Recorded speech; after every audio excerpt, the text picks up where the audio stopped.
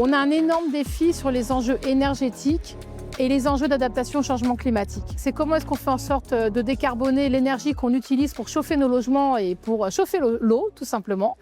Et notamment de réduire la part du gaz et donc de prendre le chemin de l'électrification, mais de prendre aussi le chemin des travaux de réhabilitation qui permettent de consommer moins. Et pour ça, il faut évidemment des moyens financiers et donc convaincre l'État qui nous donne ces moyens. Et puis, il n'y a pas que l'énergie sur les enjeux climatiques. On a tous les enjeux d'adaptation du patrimoine au phénomène de sécheresse, donc ce qu'on appelle la mise en place du confort d'été, à la gestion de l'eau et comment est-ce qu'on va mieux gérer l'eau qui passe dans nos parcelles pour éviter tant les phénomènes d'inondation que les phénomènes de très grande sécheresse. C'est renaturer, replanter, c'est remettre des occultations pour qu'ils puissent faire frais, c'est isoler les logements. Donc c'est une panoplie de mesures extrêmement complexes à mettre en œuvre, qui sont coûteuses au moment de l'investissement, mais qui sont très bénéfiques sur la durée et surtout qui vont nous permettre de faire face au changement climatique. Le parc social, de par son importance sur les territoires, est un formidable outil de décarbonation de l'empreinte de la vie de la cité sur la planète.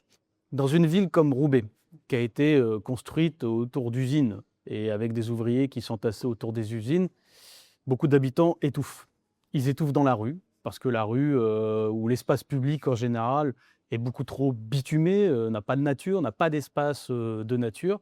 Et ils étouffent chez eux parce qu'on est très concerné par les passoires thermiques, les bouilloires thermiques, l'été arrive.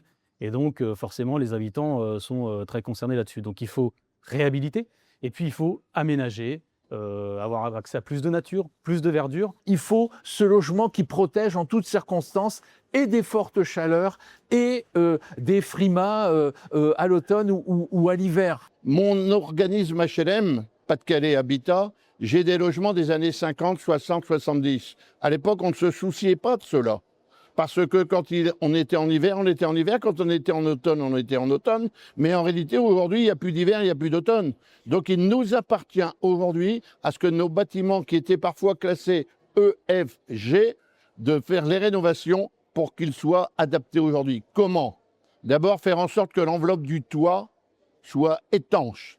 Ensuite, de venir mettre une enveloppe extérieure du bâtiment de façon à ce que le froid et la chaleur ne rentrent pas. Ensuite, changer l'ensemble des fenêtres, y mettre des volets oscillobattants pour que l'on puisse aussi, dans ce type de réalisation, bien faire en sorte que le logement social devienne de qualité et nous protège des différentes températures. Réfléchir aussi à une éducation populaire des locataires, à mieux utiliser, je dirais, les ressources qui sont disponibles pour aider les habitants donc à intégrer dans leur quotidien les questions climatiques.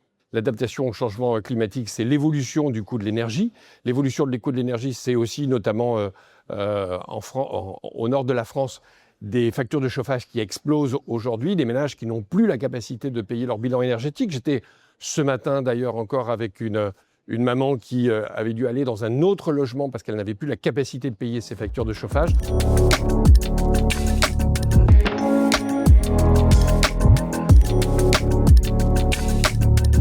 La transition environnementale et le logement social vont ensemble. De toute façon, on ne posera jamais la justice sociale à la justice climatique. Et finalement, le logement social est cet endroit vers lequel convergent ces deux piliers. Il faut plus de logement social, mais il faut évidemment que cette construction soit bas carbone et soit respectueuse de l'environnement. Pour moi, le logement social doit continuer à être une vitrine et montrer l'exemple vis-à-vis du parc privé, par exemple.